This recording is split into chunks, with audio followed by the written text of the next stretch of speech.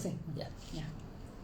¿Y tú, Lidia, eres pareja de la... Hola. No, pero sí, vamos, es los dos, y José nos va. No, pues si son ustedes las estrellas. Po. José nos va a ir encima, yo por eso. preguntando. Ustedes son las Ahí estrellas. estamos más. Mira, yo aparezco como de esta forma. Así. Hola. Sí, porque la última vez la hicimos con Hola. Paco Domínguez, entonces Paco está al lado mío. No, Paco está adelante mío y yo atrás y parece un gigante y yo pues, Ya, pero. Hola. Ya, mira, tenemos 12 personas. Qué rápido. Qué rápido. Qué rápido. Hola a todos. Hola a todas. Grande, mira, grande doctor Peña, tremendo mensaje para empezar. Hola, dice alguien. grande doctor Peña. Grande doctor Sánchez. No, dice. Bueno, entonces, como ya llegó sorprendentemente personas y alguien escribió grande doctor Peña,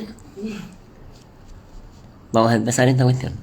Ahora, en un esfuerzo de producción, que en realidad lo hizo César, que está ahí, él es César, vinimos a tomar once a la casa de César y estamos los tres aquí.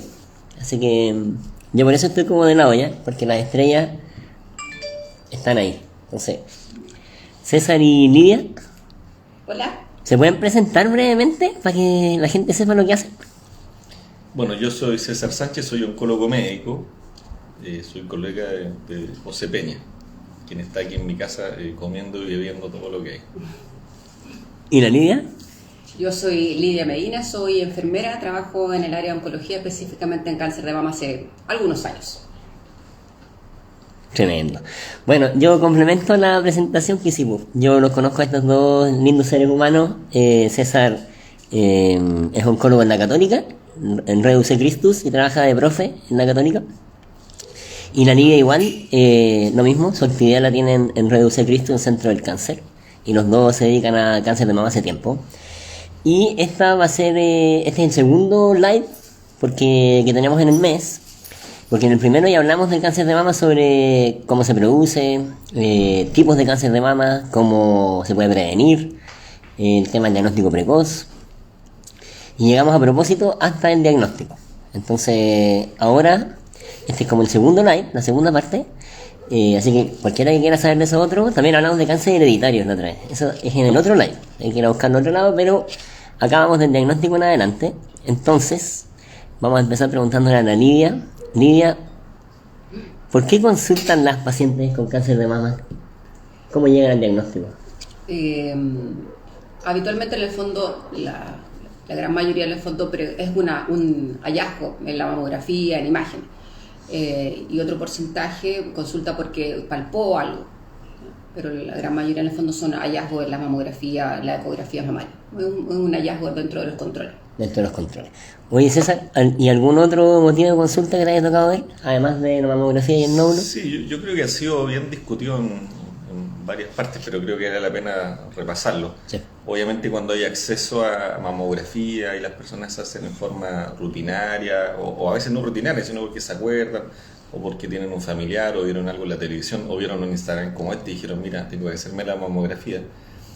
Claro, puede, como dice Lian, en muchos casos detectarse el cáncer de forma presintomática, antes de que dé síntomas, antes de que se note nada, cuando es muy chiquitito. Eso sería el ideal para todos nosotros, ¿cierto? Pero muchas veces, si el cáncer está un poquito más grande, puede dar síntomas: dolor de la mama, secreción, cambio en la forma de la mama, en el relieve, edema de la mama, que se note la mama más hinchada, por ejemplo, que se vea la mama como una cosa que se llama piel de naranja, que es como la cáscara de naranja con un hoyito encima. Y es importante que no solo en la mama, sino también en los ganglios, que son unos porotitos que hay cerca de la mama, sobre la clavícula, donde me estoy tocando yo aquí, o por ejemplo en la axila. También pueden aparecer lesiones que son o pueden ser secundarias a algo en la mama. Y quiero también mencionar algo porque me ha tocado, también a Lidia, ¿cierto? Nos ha tocado que muchas mujeres a veces han consultado a médicos por un nódulo en la mama o un tumor, y ellas han escuchado, han entendido que eso no es cáncer porque les duele. Y que si duele, entonces eso no es cáncer de mama. Eso es falso. O sea, los tumores también pueden doler, así que el hecho que duela no descarta el diagnóstico. Y Fantástico. Yo ¿Sí? quiero hacer una pregunta. ¿Sí? En el fondo, solo si yo me toco, puedo diferenciar si una lesión es buena o es mala. Ah, qué buena pregunta, la Lidia. Estamos preparados. Preparados. Así vamos a estar en un ping-pong. Sí, venga nomás. Claro, sabes que es súper buena pregunta porque no se puede, es imposible. De hecho, incluso para nosotros, o tal vez para los cirujanos que yo creo que tienen más expertise muchas veces tocando mama y examinando, es muy difícil diferenciar si un tumor, una pelotita que uno toca o un cambio en la mama es cáncer o no. De hecho, muchas de las cosas que yo dije ahí, por ejemplo, secreción por el pezón, la mayor parte de las veces es normal. Cambio en la piel o retracción de la piel del pezón de la areola que se vaya para adentro y que se chupe, la mayor parte del tiempo también es normal. Y la mayor parte de los nódulos que se tocan en la mama son normales, son tumores benignos, son quistes asociados a cambios menstruales, por ejemplo, en mujeres jóvenes, etcétera. Entonces, la mayor parte de los hallazgos son benignos y es muy difícil diferenciar solamente al examen físico si un tumor es malo o bueno, y por eso es importante hacerse imágenes, y cuando una imagen es sospechosa, de hecho se confirma además con una muestra del tejido, una biopsia. Oye, te adelantaste a la pregunta, entonces, ¿cómo se confirma el diagnóstico de cáncer? Claro, la única forma todavía en el mundo de confirmar que esa lesión que se ve en una imagen, una mamografía, una ecografía, o que se toca o que se ve al examen físico, la única forma de confirmar que eso es un cáncer es haciendo una biopsia. Una biopsia consiste en tomar una muestra del tejido. Habitualmente eso lo hace un radiólogo bajo imágenes, ¿cierto? Él ve en la pantalla lo que está pinchando, se coloca anestesia local en la piel y con una aguja o de distintos tipos se toma una muestra de ese pedacito del nódulo, del tumor o el área que sea sospechosa. Y eso se da al microscopio. Y ahí entonces después en un informe que redacta un médico que se llama patólogo, él va a hacer una narrativa de lo que vio al microscopio y va a decir, sí, me parece que hay cáncer. Mira, ¿y eso no hace el patólogo con el microscopio? Al microscopio el patólogo. ¿Y ahí hace algo más o el puro microscopio?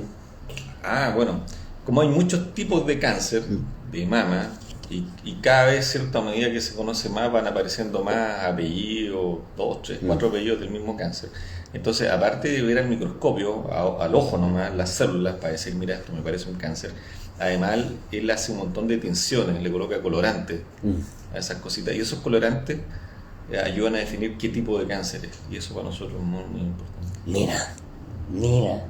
Sí, así es. Porque no sé cuándo las pacientes llegan a ti a preguntarte por la biopsia, ¿qué es lo que más te han preguntado o que no entienden de las biopsias, por ejemplo? ¿Qué es lo que más enreda, crees tú, a la gente Yo cuando creo lee? que cualquier cosa que lean es como hablarle en chino o mandarín. Pues si en el fondo tú ves la palabra carcinoma y no entiendes nada.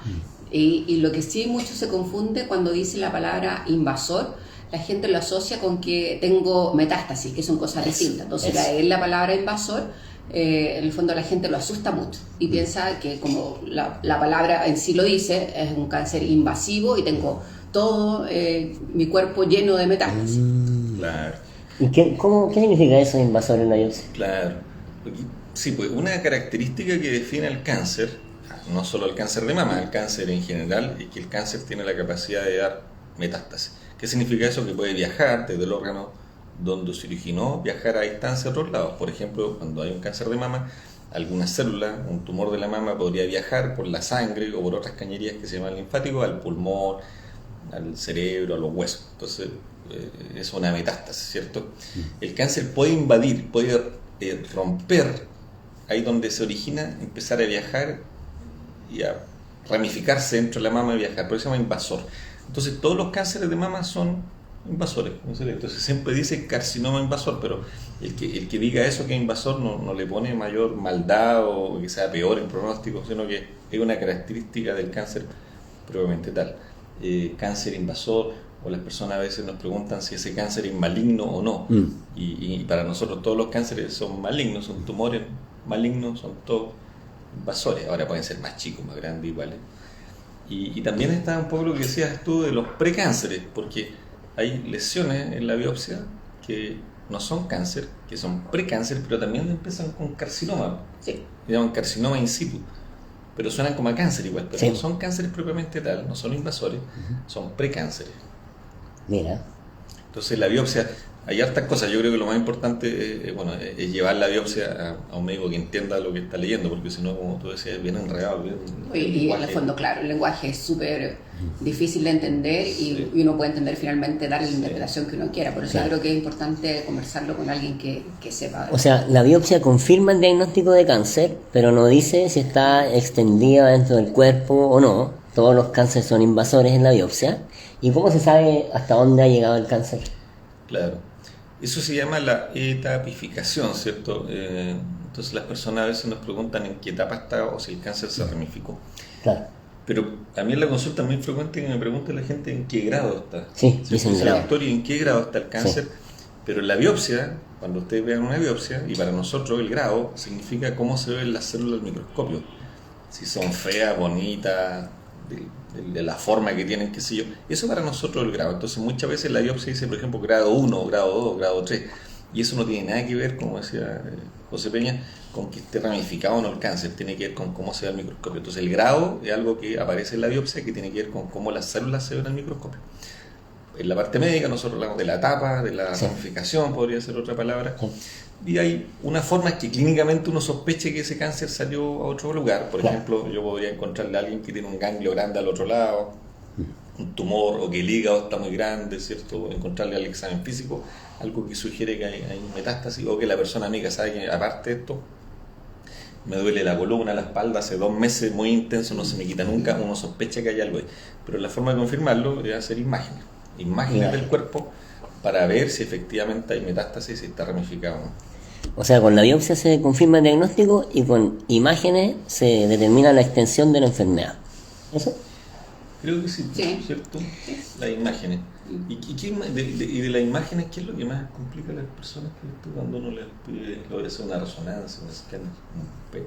Yo creo que la gente le llama mucho la atención el PET, porque en el fondo, porque además como es un examen que se cree que ve todo y que sirve para todo, en el fondo mucha gente dice, ¿por qué no me toman un PET así de inicio? Para saber en el fondo qué tengo y hasta dónde está la extensión. Fantástico, es súper específico, pero ¿verdad? Puede ser. ¿Cómo es la cosa, César? Claro, ¿Cómo se hace?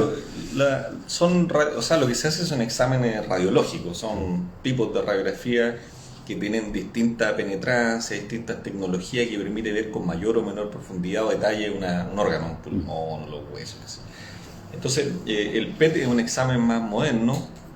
El escáner es un examen moderno también, pero ambos usan distintos colorantes para teñir lo que está dentro del cuerpo y para teñir si hay tumor o no. Pero no existe en el mundo todavía, en ninguna parte, un examen para ver células de cáncer en el cuerpo que estén viajando, porque las células son microscópicas, son muy chiquititas, entonces al ojo humano no se ven. Entonces no existe ni PET, ni resonancia, ni exámenes que puedan decirle a una persona: usted no tiene cáncer 100% o no tiene células en el cuerpo de cáncer 100%, eso no existe.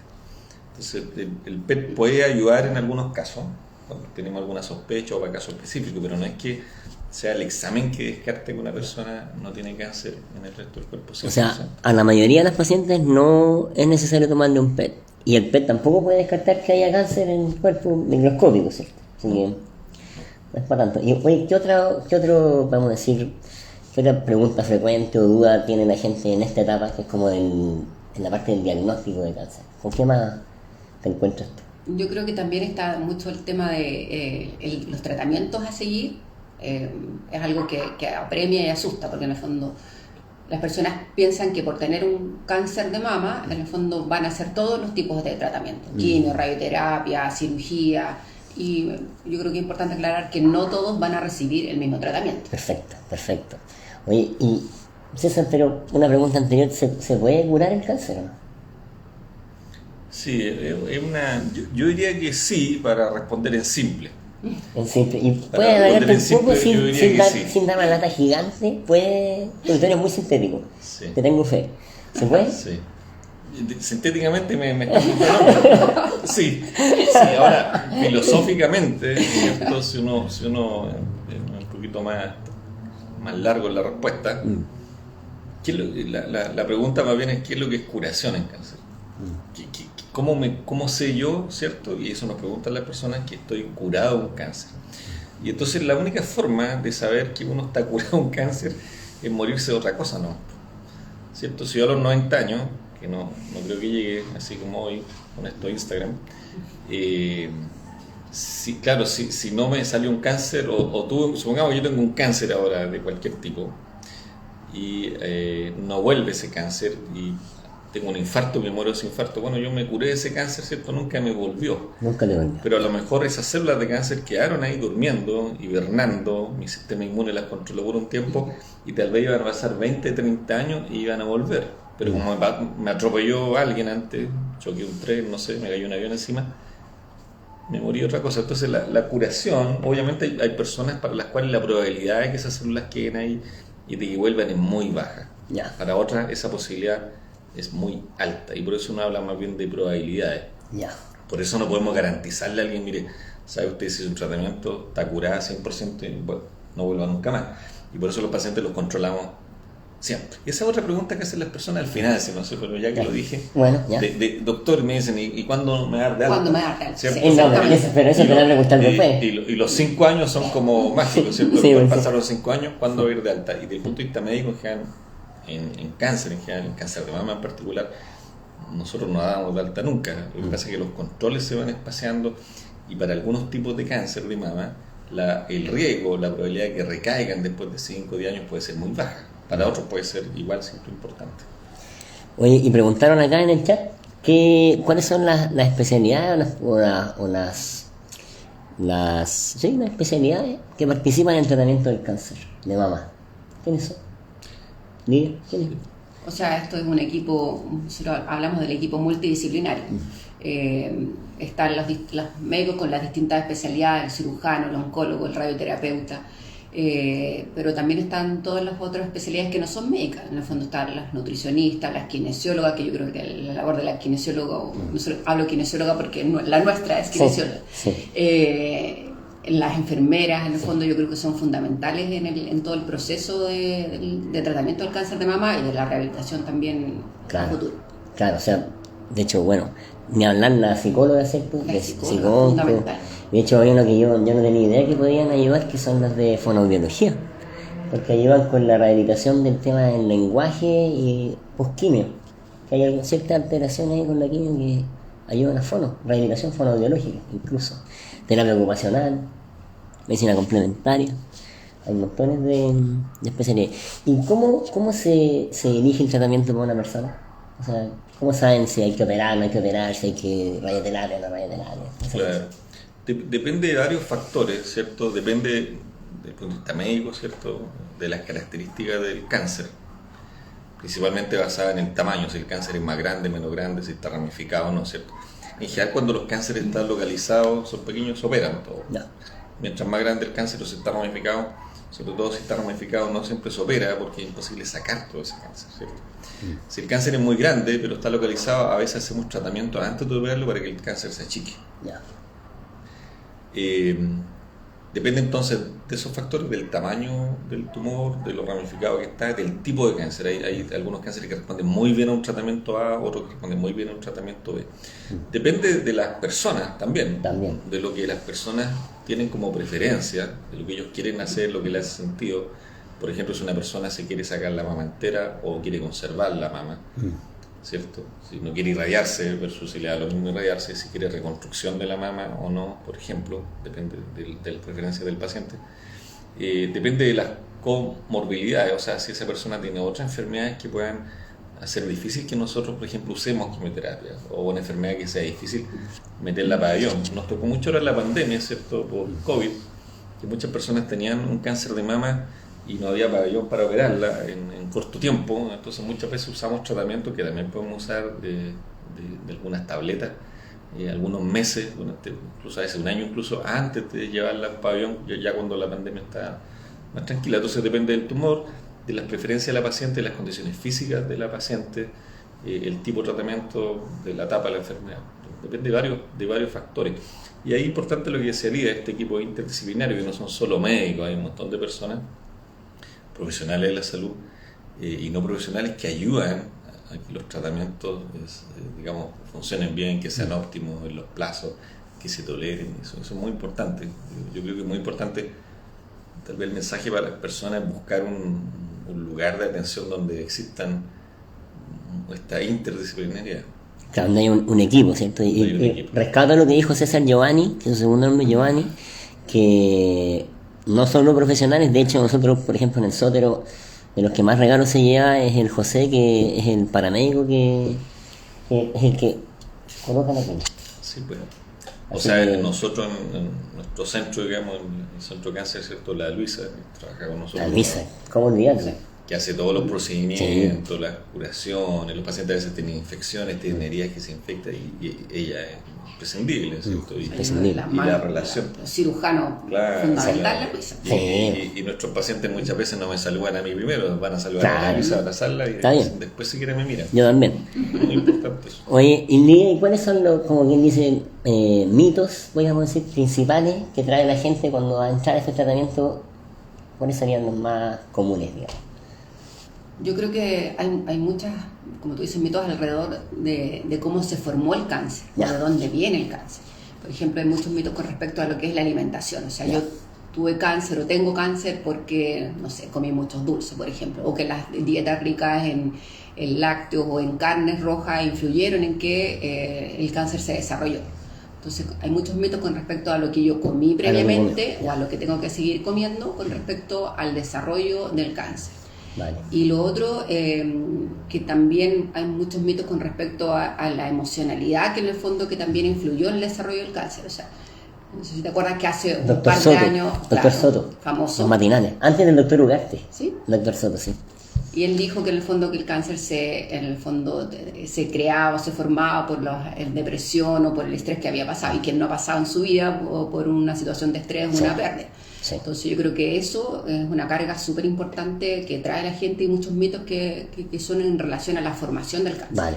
Oye, y César, ¿y qué pasa con esas cosas que dijo la Lía? Alimentación y emocionalidad. Claro. Yo diría que de cómo se origina el cáncer sabemos muy poco. Si uno le coloca números, ¿cierto? Nosotros sabemos que 1 de cada 10 cánceres tienen que ver con factores hereditarios, algo que uno heredó de los abuelos, los papás, de lo que conocemos, porque obviamente hay muchas cosas que nosotros no conocemos. Y se cree que un 80-90% de los cánceres se deben a factores, ¿cierto?, que son ambientales. Y el ambiente tiene que ver, claro, con lo que comemos, con lo que hacemos. De hecho, salió en el diario hoy día, parece que decía el alcohol, ¿cierto? Y ya muchas veces ha salido, pero como Sí. la OMS invita a no beber alcohol, porque no hay una dosis segura de alcohol, ¿cierto? Que no de cáncer de mama. Excepto el vino chileno, todo el resto de los vinos pueden provocar. Eso es una broma. No, pero eso está el año pasado, en el BMJ salió que Sí, no hay dosis pero ahora segura. salió No hay en dosis la segura. OMS, Sí. sale en el diario, ¿no? Sí. ¿Cierto? Porque han salido varios estudios. Entonces, claramente hay factores ambientales de estilo de vida que se asocian al riesgo de cáncer de mama, pero hay un montón de otras cosas que nosotros no sabemos. Yo creo que con respecto a esto de las emociones, no sabemos realmente y es difícil buscar objetivamente eso, pero no tenemos un emocionograma, ¿cierto? Nosotros, por ejemplo, medimos la presión arterial, tomamos un hemograma, vemos si alguien tiene anemia o no, pero no existe un examen de sangre para medir las emociones. Cómo las personas viven el estrés, yo creo que no sabemos, no tenemos información todavía. Yo espero que con el tiempo, ¿cierto?, tal vez grandes bases de datos, otra forma de estudio para poder dar una idea de cómo se influye en la salud, porque tiene que influir en la Sí. salud seguro. Sí. El tema es que no sabemos cómo. Sí. Entonces creo que el que las personas se sientan culpables, responsables, ellos, los demás, o el trabajo de que dio cáncer, es difícil saber si eso tiene algún fundamento. En lo que sabemos de conciencia hoy día, con los datos que usamos nosotros en la medicina alopática, no están, no lo apoyan, pero yo creo que no tenemos herramientas tampoco hoy día para medir Claro. esas cosas. Como la manera de entender la enfermedad, ¿no? De la ilustración para adelante, el materialismo y todo eso. De hecho, en la medicina clásica, en cáncer de mama en particular, ¿cierto? Si uno ve cómo se entendía el cáncer de mama 70 años atrás, cómo se entendía 20 años atrás, de hecho, es distinto a lo que se entiende hoy día. Entonces, claramente las cosas van avanzando. Probablemente si tú un cirujano 70 años atrás le dice, mira a esta persona, sacarle un pedacito de la mama o sacarle la mama entera, da lo mismo en su pronóstico, había encontrado que uno está dando doble cera, porque no tenía sentido. En cambio, hoy día eso es algo aceptable. Oye, para cerrar una pregunta ahí que no quiero que se me quede porque es de esta parte más inicial. Preguntan si a un hombre le puede dar cáncer de mama. Claro, le puede dar, pues de cada 100 cánceres de mama que nosotros vemos, uno es en un hombre. Ahí lo que mencionaba yo antes, el factor hereditario es importante, y de hecho en ese hombre, si tiene un cáncer de mama, se sugiere hacer un estudio genético para ver si tiene estas mutaciones en su DNA que lo predisponen a hacer cáncer de mama. Y otros factores de riesgo en hombres son, bueno, la edad, y habitualmente ocurre en adultos mayores, la obesidad, pacientes que a veces usan por tratamientos médicos antihormonas o algún manejo hormonal, por ejemplo, el cáncer de próstata, pacientes que han sufrido radioterapia en el tórax, por ejemplo, en la adolescencia, hombres, son factores de riesgo para hacer cáncer de mama. No, parece que existe, ¿no? Sí. Oye, y hay otra pregunta ahí que hablaba del cáncer hereditario, eso lo conversamos en el live anterior, para que se meta. Esa persona que preguntó desde Valdivia, para que se meta eso. Oye, y Lidia, cuando la gente se trata su cáncer, ¿cuáles son los principales como efectos secundarios, problemas que enfrentan durante el tratamiento? O sea, yo creo que lo primero es que hay que definir que la tolerancia es algo súper individual. O sea, tú puedes compartir experiencia, hablar con muchas personas y sabes como algo general de cuáles son los efectos comunes, o sea, los efectos secundarios más comunes en distintos tipos de tratamiento, la quimioterapia, la radioterapia, pero finalmente cada tolerancia, cada organismo es distinto. Pero la gente, por ejemplo, tiene mucho susto a la quimioterapia porque la imagen que tienen de quimioterapia es que yo me lo voy a meter todo, que voy a quedar botada en la cama, que no me voy a poder levantar, y lo otro es como que la gente también asocia como quimioterapia que me tengo que ir de reposo absoluto a la casa, cuando en realidad nuestra idea, nuestro objetivo es incentivar lo contrario. En el fondo, mientras más actividad se mantenga dentro de lo habitual, claramente uno va a tener días buenos y malos, todos los tenemos, pero cuando uno está en quimioterapia también. Y el otro tema de las náuseas y los vómitos, hoy día afortunadamente tenemos muchos medicamentos que nos ayudan para poder manejar los efectos secundarios dentro de las náuseas y los vómitos, que yo creo que es a las personas lo que más le tienen susto. Y te pregunta mucho las personas si se contagia, si se pega la quimio, se pueden abrazar, acercarse a embarazar, al niño, sí. Bebé. Sí, en el fondo yo creo que esa es otra de las grandes preguntas que hacen, si yo puedo tener, o sea, primero, en el fondo, si puedo seguir durmiendo con mi pareja. Y lo otro, en el fondo, si yo puedo tener contacto con niños, con embarazadas, si existe algún riesgo, en el fondo, porque... ¿Existe? ¿Existe? ¿Existe? ¿Existe? Dale, el del medio tiene que responder. No, la quimioterapia no se pega ni se contagia, así que uno puede abrazar a otras personas, estar en contacto con niños. No, yo tengo la impresión de que la gente, bueno, todos nosotros, yo también soy parte de la gente, ¿cierto? Pero que uno, según con quién esté, como son las cosas que le hablan, ¿eh? Entonces, como que al médico o a la médica, pero no sé si sexista, le dicen un tipo de queja y al enfermero o enfermera le dicen de otra. En ese sentido, como que nadie sabe de nosotros a cabalidad lo que pasa con la gente. Pero desde el punto de vista tuyo, más o menos, ¿qué tan bien se tolera este tratamiento? O sea, yo creo, como decía Lidia, es variable, y hay por supuesto esquemas o drogas que nosotros usamos, formas de quimioterapia que sabemos que tienen más toxicidad, otras que sabemos que son más livianas, pero también hay personas que somos distintas y toleramos distintos uno u otro tratamiento. Hay personas, ¿cierto?, para las cuales tomar paracetamol les da acidez, reflujo muy violento. Claro. Y otras personas que toman 10 medicamentos al día y están muy habituados. Entonces hay una tolerancia individual muy relevante. Pero claro, yo creo que aquí me parece que lo importante es validar cuando las personas se sienten mal. Porque nosotros podemos usar una quimioterapia que, oye, en el 1% de los casos le cae mal a las personas. Y dice, pero ¿cómo usted está alegando si el 99% no le pasa nada? Bueno, pero a esa persona le pasó. Yo creo que lo importante es validarlo, porque efectivamente algunas personas se sienten muy mal con la quimio. Y puede pasar lo que decía Lidia, que en la primera semana los días estén efectivamente en cama muy fatigados. Pueden tener vómito, igual algunas personas, a pesar de lo que usan hoy día, es cada vez más raro.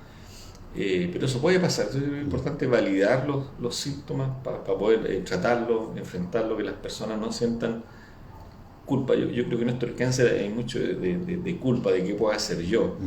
Entonces muchas personas se sienten mal porque no han podido tolerar bien el tratamiento, o a veces me han contado se sienten mal porque la familia los ve débiles y no pueden hacer las cosas en casa. Entonces para ellos eso genera mucho mucho estrés, mucha demanda. Así que yo creo que ahí hay algo súper importante porque hay muchas personas que también asocian el tener o no efectos secundarios con la efectividad del tratamiento. Buena. Entonces, yo no he tenido molestia, no he tenido náusea, no he tenido vómito, estoy bien, entonces el tratamiento no está haciendo efecto. Sí. ¿Y qué pasa con eso? No, porque no tiene nada que ver. De hecho, el otro día ¿Sí? una persona me preguntó, me dijo, doctor, ¿esto no se hará equivocado? ¿No voy a estar andando otra cosa? Agüita en las Me dijo, carmelitas. me siento súper bien. Entonces, pero no tiene nada que ver la toxicidad del tratamiento, o sea, que duela más, que se duele peor con la eficacia. Ya. Así que no hay relación con eso. Oye, 2 preguntas de acá del chat. Si todas las quimios botan el pelo, Lidia, ¿cómo es la cosa? ¿Todas las quimios botan el pelo o no? En cáncer de mama, la gran mayoría. La gran mayoría. La gente asocia la famosa droga roja, Claro. la doxorubicina, y ella en el fondo con seguridad va a botar el pelo. Ahora nosotros siempre decimos que esto es un efecto transitorio. En la gran mayoría de las En la personas. gran mayoría de las En la personas, inmensa mayoría de las exactamente. personas, sí. Y que, bueno, cuando una vez que terminemos con la quimioterapia, el pelo al mes aprox empieza a salir. Pero la gran mayoría de las quimioterapias que usamos en cáncer de mama sí botan el pelo. Y lo otro es que la caída es muy brusca, porque es distinto que tú le digas Sí. a la persona se le va a caer el pelo y las personas esperan que sea al mes, a los 2 meses. Entonces yo creo que informar sobre que la caída del pelo va a ser muy brusca, que en 2 o 3 días te vaya a quedar con la mitad del pelo, yo creo que es algo que es súper importante contarle a las personas. Importante. Y también contarle que después muchas veces aparece diferente, ¿no? Me ha pasado que Sí. la gente crespo. De hecho, no en cáncer de mama, pero me pasó con un señor con cáncer de pulmón, que se le caía todo el pelo, tenía todo canoso, y después le creció sin cana. Y era viejito, le creció sin cana. Bueno, cosas que pasan. Oye, preguntan también, pero aquí estamos cambiando un poco el tema, pero ya estamos siguiendo este hilo. Coberturas de tratamiento, César. ¿Cuál es la cobertura para estas cosas? Yo me río porque José Peña este es un tema que él domina mucho mejor que yo. No. Entonces que me lo pregunte, pero bueno. Dale. Pues como voy a dar una respuesta general aquí, Sí, pero esa es la gracia. José puede... Esa es la gracia. Claro, en Chile creo que hubo un gran avance, ¿cierto?, en los últimos años del GES auge, Ya. por lo menos para cáncer de mama. Uno puede estar de acuerdo, desacuerdo con varias cosas, pero creo que eso, el tener una canasta se llama, un protocolo mínimo de tratamiento para el cáncer de mama, creo que es muy bueno. Y esa canasta GES que funciona tanto para el sistema público de salud como para el sistema de salud privada, yo diría que cubre el 90% más de los tratamientos que usamos en cáncer de mama, o sea, es bastante completa. Sí.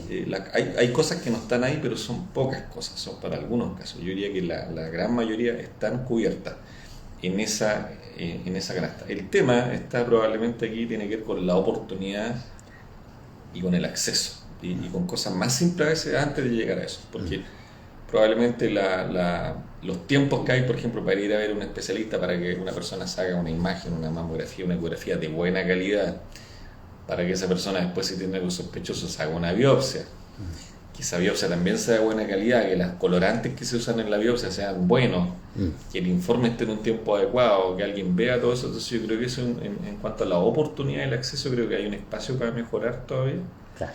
que creo que es muy importante, y es dispar. Claro. Es dispar, por desgracia no es igual para todos, y depende un poquito de los recursos, ¿cierto?, de donde uno vive, de la cantidad de especialistas o máquinas que hay en los lugares. Entonces creo que es un pendiente ese. No, yo no voy a hablar nada más, no, pero claro, a mí me gusta el tema, no, pero sí, estoy muy de acuerdo con mi amigo y profesor aquí que me dio 11, así que soy palo blanco. No, pero probablemente la principal brecha está en el diagnóstico, y que no tengamos una posibilidad de un programa de screening que sea bien organizado, de amplia cobertura nacional. Estamos al día en todos los screenings, o sea, también, no sé, por el Papa Nicolau, por ejemplo, la cobertura que hay en Chile es súper baja. Y ahí es donde está la principal brecha. Ahora, para tratar el cáncer de mama, nosotros los oncólogos y las enfermeras oncológicas quizás estamos más como pensamos más en los medicamentos, las drogas, y de eso, como dijo mi profe César acá, sí, pues de lo que está en el GES, digamos lo que está entre GES, Ricarte Soto y un par más de mecanismos de financiamiento, es muy bueno para la inmensa mayoría de los pacientes, cubre súper bien, sumamente bien, pero como también dijo mi profe, hay algunos casos donde no es suficiente. Es un problema a nivel mundial, digamos, y que posiblemente vamos a tener noticias al respecto porque, bueno, todos los candidatos dicen que van a cambiar el sistema de salud. Así que vamos a ver qué va a pasar, pero el mensaje es que hay una cobertura que es buena en general. Y el tema principal es la oportunidad, como dijo mi profe, los tiempos. Que lamentablemente acá en Chile, ya me voy a quedar callado luego, lamentablemente acá en Chile hay mucha variación regional igual, pues hay problemas de ruralidad, no sé, pues hay oncóloga, hay una oncóloga y un oncólogo en Puerto Montt, pero no hay en toda la isla grande de Chiloé.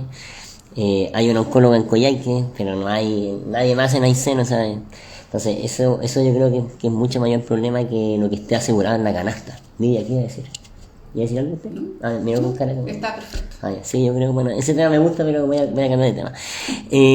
Preguntan una pregunta muy específica. Veo que tenemos tiempo.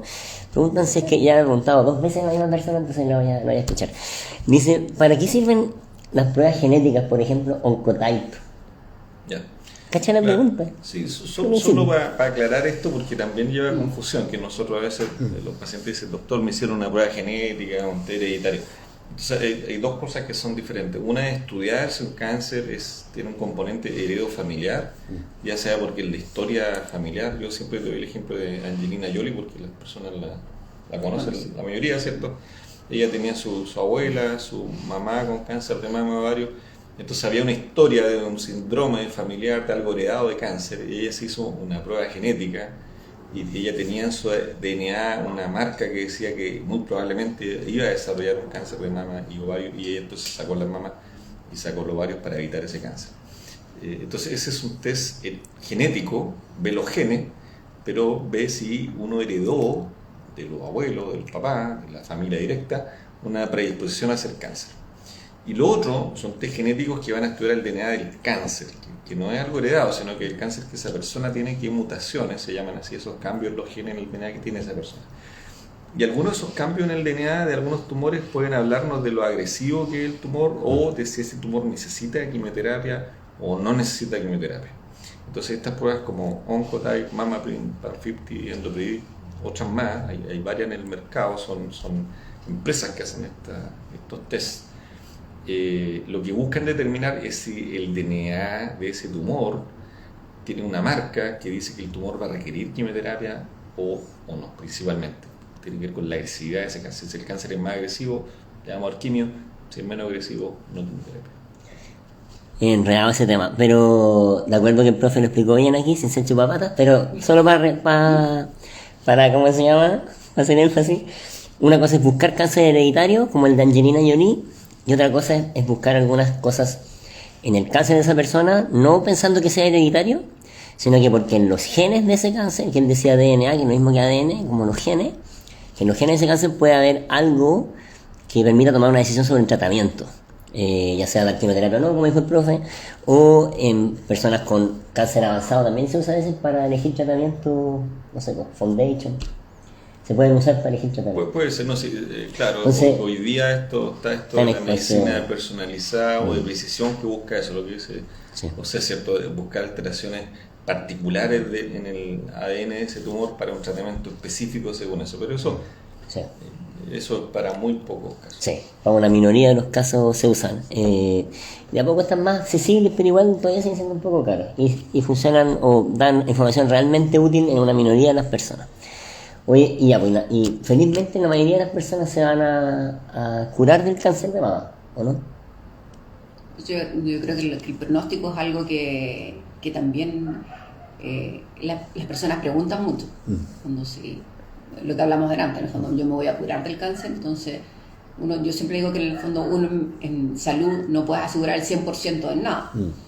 Pero sabemos que en el fondo que si se diagnostica tempranamente, oportunamente, las probabilidades el pronóstico es muy bueno. El pronóstico es muy bueno. Y cuando la gente se trató por esta enfermedad, ¿cuáles son como las principales, por decirlo así, secuelas que tienen? Porque ahí también quizás hay algo de lo que les decía antes, que al médico le dicen una cosa y a la enfermera le dicen otra, pero ¿qué cosas quedan molestando a la gente o después de tratarse? ¿Qué cosas son secundarias, típicas?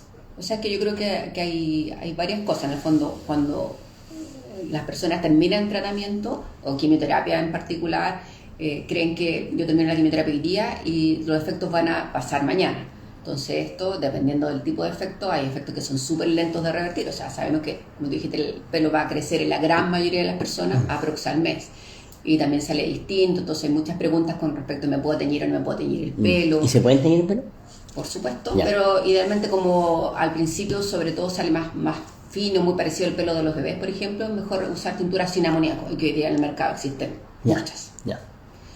El tema de las uñas, en el fondo, las uñas también sufren con la quimioterapia, entonces las uñas en un proceso normal, en el fondo si yo me aprieto un dedo en la puerta, y si estoy sin quimioterapia, ese hematoma que se va a formar dura meses. Entonces, producto de la quimioterapia, esos efectos de las uñas también van a tardar meses. Pero yo creo que sin duda el efecto que provoca más molestias o más alteraciones, sobre todo en la calidad de vida, es el tema de la neuropatía. La neuropatía, ¿qué es esa cuestión? ¿Qué es eso? La neuropatía es algo que da con algunos tipos de quimioterapia y que es una sensación de hormigueo, adormecimiento o dolor, sobre todo en las manos y en los pies, y que es acumulativo con respecto en algunas quimioterapias. Y la neuropatía es un efecto que se puede tardar meses, un año incluso en pasar, y eso puede afectar claramente la calidad de vida de las personas. Y hay un porcentaje menor, afortunadamente, que en el fondo, pero que la neuropatía puede quedarse de por vida. Yo creo que la neuropatía es uno de los efectos que más altera la calidad de vida y que puede permanecer más tiempo. Claro, la niña lo dijo, ¿cierto? Al principio que hay un tema individual en relación a la tolerancia al tratamiento que es muy importante, y también es importante a la hora de recuperarse de esas molestias. Y desde el punto de vista médico, César, ¿cuáles son los problemas o secuelas más relevantes? Yo creo desde lo precoz de cuando la persona termina tal vez este viaje de tratamiento, porque finalmente muchos de los tratamientos de cáncer de mama cierto, involucran cirugía, al menos radioterapia. Y esos tiempos son, entre que la persona se opera y se irradia, pueden pasar 2 o 3 meses de tratamiento. Y cuando hacemos quimioterapia, esos tiempos se alargan. Entonces muchas veces el tratamiento, entre que una persona hace quimioterapia, radioterapia, cirugía, pueden pasar 9 meses, incluso a veces un año. A veces las personas hacen reconstrucción de mama, etc. Y creo que ese año es un año agotador para muchas personas. Lo que yo veo en cáncer de mama en las mujeres, que son muy proactivas, las mujeres tratan de mantenerse bien, están muy preocupadas de ellas, de su familia, de todo, entonces siguen trabajando y están muy concentradas en el tratamiento. Y muchas veces cuando se acaba el tratamiento y uno dice, ya, mire, está operada, ya se rayó, veámonos en 3 meses más, y yo veo la cara que pone esa persona y así como choqueada, y dice, pero ¿cómo 3 meses? Es mucho tiempo, porque no estamos estado viendo, Lidia y todo el equipo por mucho rato. Claro. Entonces da una sensación a veces de abandono y de choco, de agotamiento también. Porque es como cuando uno corre una maratón, llega a la meta y parece que está más cansado que nunca, ¿cierto?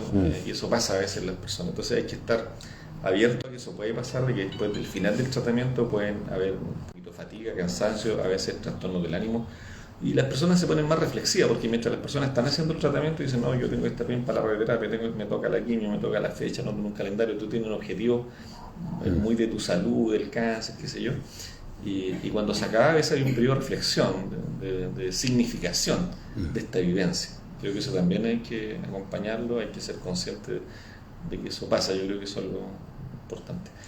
Y a veces después, también en el tiempo veo este tema que es la cancerofobia, ¿cierto? Que un doctor puede pasar 6 meses después, un año después de que ya termine el tratamiento, los exámenes están buenos y las personas se levantan y dicen, no, es que me noté un lunar aquí que no tenía y yo pienso que se puede tener metástasis. Eso también ocurre, es bastante normal y nos pasa a todos, ¿cierto? Que uno esté preocupado, esté más ansioso de que pueda volver o no volver.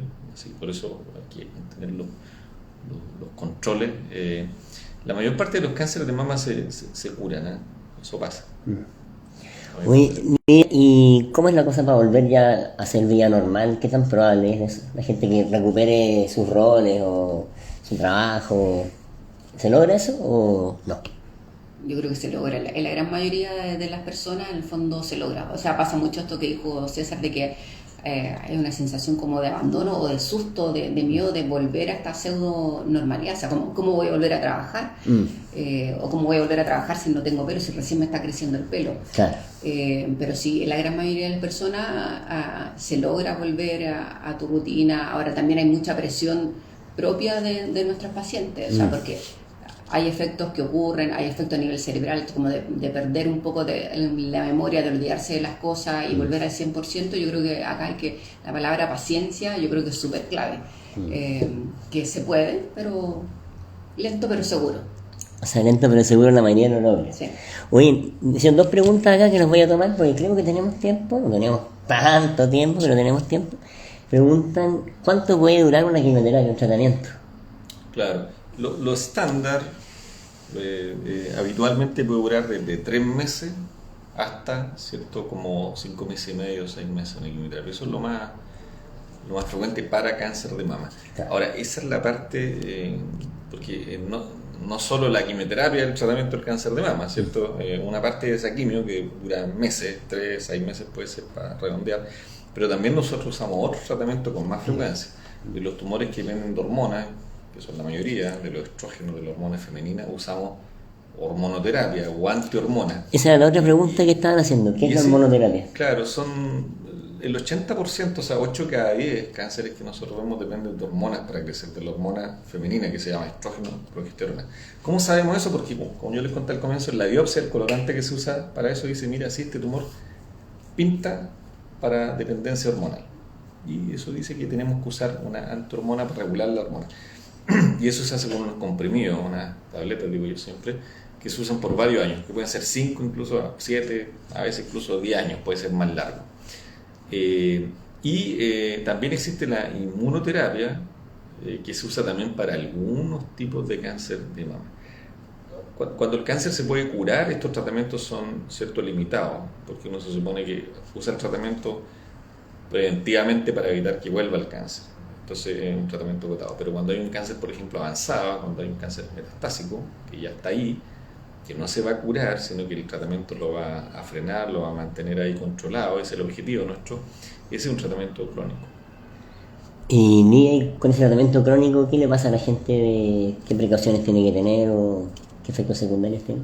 Es que depende del tratamiento. Con el de la hormonoterapia que me preguntan aquí. La hormonoterapia igual tiene una buena... no tiene tan buena adherencia porque provoca muchos efectos secundarios y uno tiende a minimizar en el fondo también los efectos secundarios que provocan la hormonoterapia. O sea, el dolor articular, hay personas que efectivamente el dolor puede llegar a ser muy invalidante. Sí. Entonces, los cambios hormonales que pueda provocar la sensación de bochorno son efectos secundarios que pueden llegar a ser muy desagradables. Y esto también de tener que tomarse una pastilla durante 5, 7 o 10 años hace que a medida que uno pase en el tiempo también tienda a olvidarse con mayor frecuencia de tomar la pastilla. A olvidarse con más frecuencia. Sí. Último que me preguntaron aquí de linfedema. ¿Qué es el linfedema? El linfedema es la hinchazón del brazo.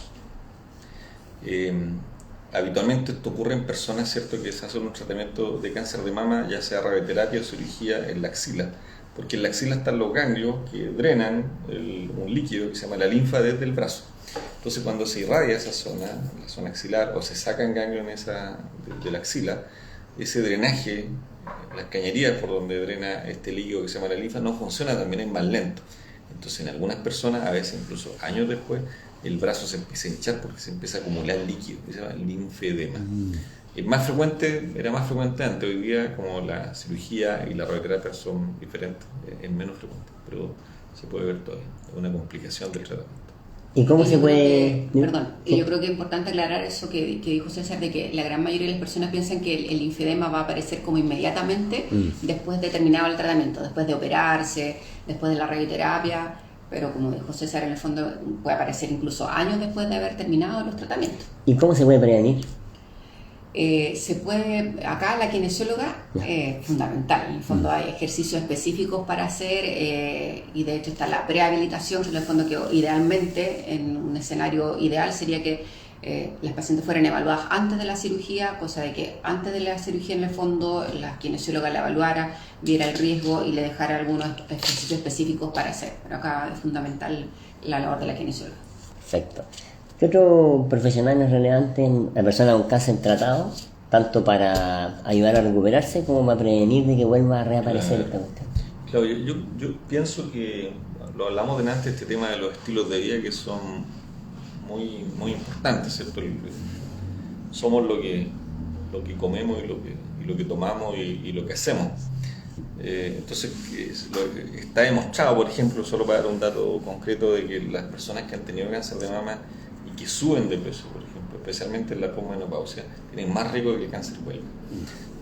Entonces es importante mantener el peso, ojalá no subir de peso, tener una dieta equilibrada, hacer actividad física, son cosas muy importantes, y eso baja el riesgo de recurrencia de un cáncer de mama. Entonces los estilos de vida, que no hacen a todo sentido común, son muy, muy importantes. No está demostrado que los extremos, ¿cierto? Porque muchas personas dicen, no, yo saqué el azúcar y no como azúcar nada, lo cual es muy difícil, ¿cierto? Porque nosotros sabemos que muchos de los alimentos que nosotros comemos se transforman y el cuerpo los transforma en azúcar igual, pero bueno, algunas personas van a eso o dicen, no, mire doctor, yo no como tal, o no como alimentos de color rojo, no sé. Esos extremos no están demostrados que tengan alguna utilidad. En término medio, ¿cierto? Dieta sana, actividad física, mantener el peso, dormir bien, evitar los excesos. ¿Y qué tan frecuente es que la gente suba de peso después del tratamiento? Yo creo que es más frecuente de lo que quisiéramos, porque pasa mucho que se cuidan más, entre comillas, durante el periodo más activo del tratamiento, durante la quimioterapia, también un tema de tolerancia o de la radioterapia, pero como que cuando ya terminan los tratamientos, como que las personas se relajan un poco y vuelven a sus hábitos poco saludables. Entonces yo creo que hay un tema también súper importante de que no a todas las personas le explican esto que acaba de decir César, o sea, qué tanto influye el mantener un peso estable, mantener actividad física en el riesgo de recurrencia del cáncer de mama. Entonces, lo más probable es que si tomáramos más conciencia de eso y le explicáramos lo que impacta en las personas, también habría un cambio de hábito. Sí. Ahora, igual los tratamientos ayudan a subir de peso. O sea, yo creo que por ejemplo, cuando usamos hormonoterapia o quimioterapia, esos tratamientos producen cambios hormonales, cambios en el cuerpo que también hacen más difícil bajar de peso. Las personas a veces están más ansiosas por el tratamiento, por la situación, y claro, comen más o duermen peor o están más estresados, que también hace subir de peso. Así que creo que hay factores que son difíciles también de manejar para cualquiera, pero hay que hacer un esfuerzo de estar preocupado.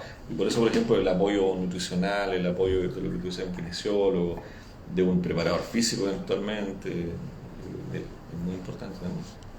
Perfecto. Bueno, de hecho, para cerrar un poco el círculo con lo que dijo Ana Lidia, que muchas veces hay una cierta obsesión por ciertos alimentos, o decir que cosas de la dieta, cuando en realidad probablemente la mejor obsesión sería obsesionarse con, si es que quieren obsesionarse con algo, digo, la gente que le gusta obsesionarse con no subir de peso y con hacer ejercicio probablemente, en vez de andar buscando la bala mágica dentro de la nutrición, que eso es muy frecuente.